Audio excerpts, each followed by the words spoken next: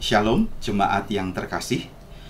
Sebagaimana kita ketahui bersama dan kita prihatin bersama untuk pandemik COVID atau yang kita kenal dengan coronavirus disease 19 itu, bagaimana kita harus menyikapinya? Ada beberapa hal yang kita patut jadikan rujukan, misalkan yang pertama, himbauan dari presiden, yang kedua, himbauan dari kepala daerah, dalam hal ini gubernur.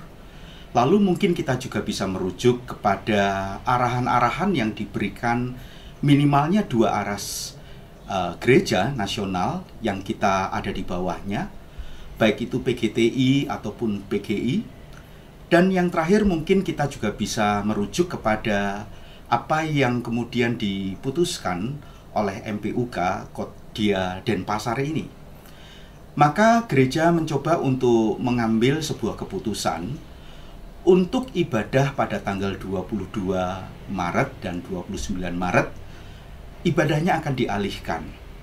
Tidak lagi menjadi ibadah konvensional di mana kita akan kumpul berbanyak-banyak di gereja, tetapi akan dialihkan kepada ibadah-ibadah keluarga ataupun di dalam komunitas-komunitas sel. Nah, Bapak Ibu, tentu saja ketika kita mengambil keputusan ini, kita juga melihat apa yang Alkitab katakan. Yang pertama, misalkan, di dalam Roma 13 kita tahu bahwa di sana ada satu perspektif yang dihantarkan bahwa pemerintah adalah dari Tuhan. Pemerintah adalah hamba Tuhan yang dipakai untuk mengurus hajat hidup orang banyak, dan kita diminta untuk taat dan takluk. Yang kedua, kita ditempatkan oleh Tuhan di tengah-tengah masyarakat, dan tentu saja mereka akan memperhatikan kehadiran gereja. Dan tatkala gereja mencoba untuk menaati apa yang dihimbaukan oleh pemerintah, itu bisa menjadi sebuah kesaksian. Setidak-tidaknya tatkala gereja menjadi kesaksian, maka orang-orang di sekitar kita juga mereka bisa melihat bahwa apa yang dilakukan oleh gereja itu bisa berdampak atau memberikan sebuah dampak.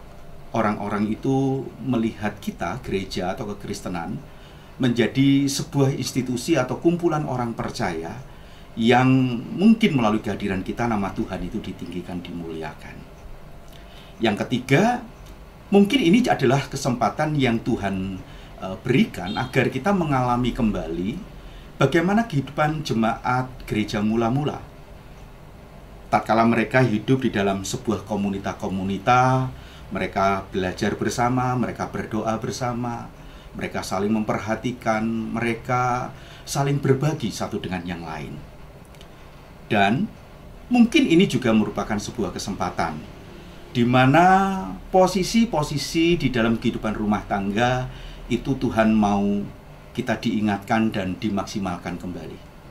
Tatkala adanya ibadah-ibadah keluarga, tentu saja para pria, para kepala keluarga, para suami yang sekaligus para imam melakukan fungsinya. Hal-hal berkenaan dengan koordinasi pelaksanaan ibadah yang dialihkan ini, itu nanti akan ditindaklanjuti informasi-informasinya melalui gereja. Dan tentu saja hal ini sudah dikoordinasikan melalui bidang-bidang tertentu, dan juga rekan-rekan hamba Tuhan terus berkoordinasi.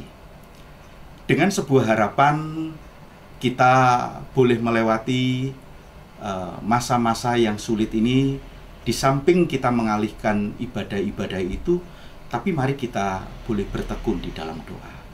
Mari kita berdoa baik buat gereja, kita berdoa buat kota Denpasar ini, kita berdoa buat bangsa kita, agar belas kasihan dan rahmat Tuhan boleh melimpah, dan kita diberikan kekuatan untuk menghadapi hal ini.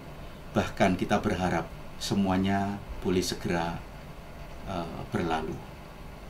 Bapak Ibu, inilah yang menjadi informasi yang dapat diberikan oleh pihak gereja bagi Bapak Ibu sekalian. Mari kita tetap belajar untuk berserah. Kiranya rahmat Tuhan boleh melimpah atas kita sekalian. Tuhan memberkati.